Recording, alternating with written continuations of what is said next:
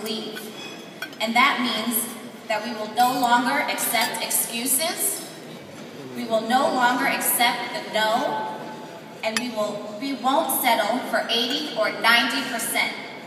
It's because against all odds, and regardless of anyone that may think we're crazy, we know that we can do what we set out to do.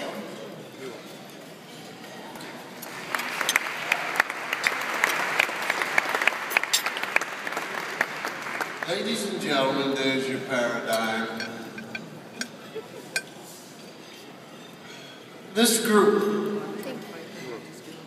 the thing, 350 people sold out, raised over $500,000. When the principal said we will no longer accept 80, 90%, he was talking about grades. They're going for 100. Not one person flinched. Not one person said, that's too high. Not one person said, you're setting us up to fail.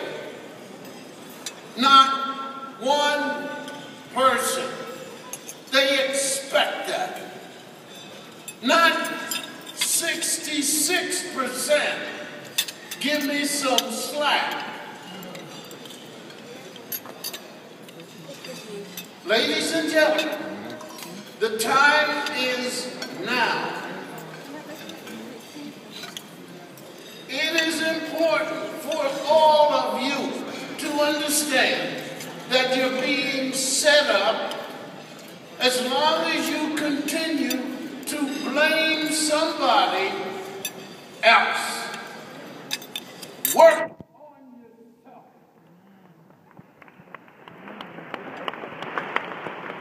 It is not to be that we've got to protect our children who are being set upon because they're studying.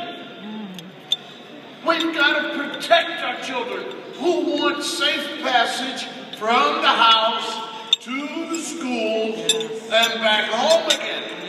We've got to protect our children so that they can jump double dutch in the middle of the street and yell at the cars because they are the rhythm of their game. This is the old-time religion.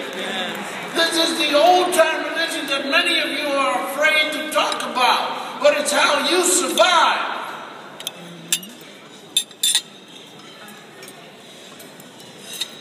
It's how you got to be this old. And it wasn't done with people who everybody knew how to read and write. But they had, I'm not talking about Mother Wit, Father Wit. They came with the intelligence they were born with. Period. And we ought to be proud of ourselves. 80% no. 90% no. You talk to your children. They've got more information and more things at their fingertips. They should be able to know more than you ever knew. As you sat in your classrooms in college and had to write longhand, take notes, read the whole book.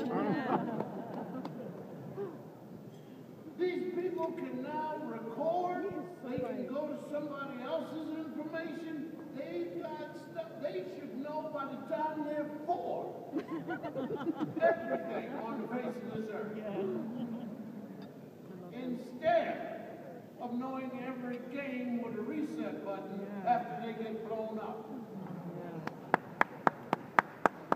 Ladies and gentlemen, pass it on to your cousins, your sisters, boys, your half-cousins, your whatever the DNA is that flows.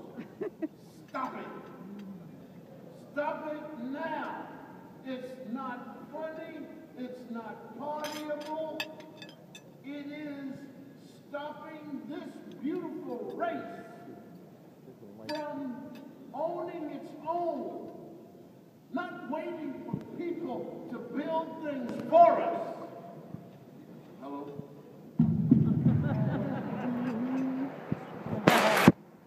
No, the mic went out. Not waiting for people to build things for us.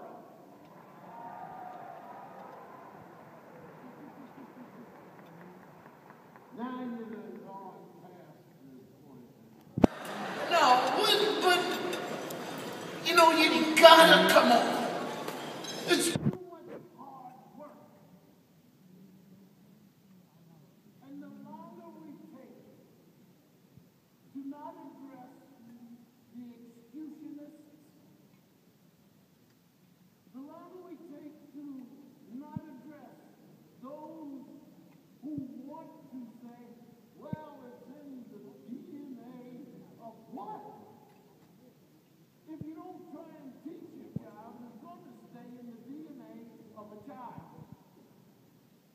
That's what parents are for. Even God, after creating Adam and Eve, didn't know what these people were going to do.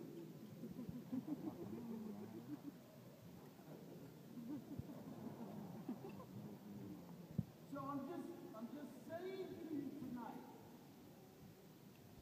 this is a wonderful night and a wonderful time, and you should enjoy yourself. But we've got to build.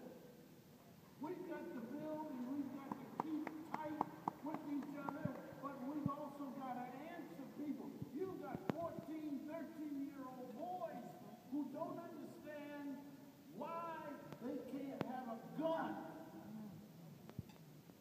13, 14, 13-year-old boys living in a neighborhood who have to have a gun because they don't know who's coming after them, of their own color, of their own economics, of their own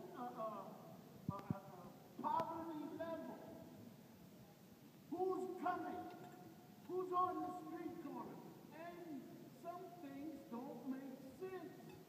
Because if somebody's coming at you, why would you wear a color that would let them know whether you're with them or against them? I do know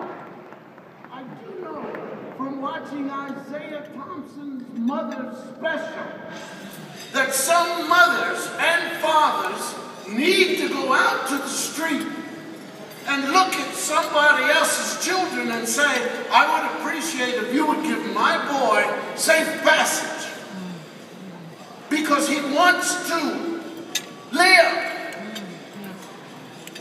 You don't have to say he wants to be a carpenter or a butcher.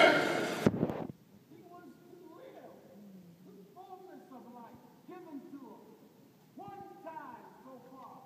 Any of you remember coming back the last time? Good. I don't. And it's not on purpose. I lay in the bed next to my wife, trying to remember what I was the last time I was here. And she keeps telling me I was in charge of ants. Ladies and gentlemen, the call is now.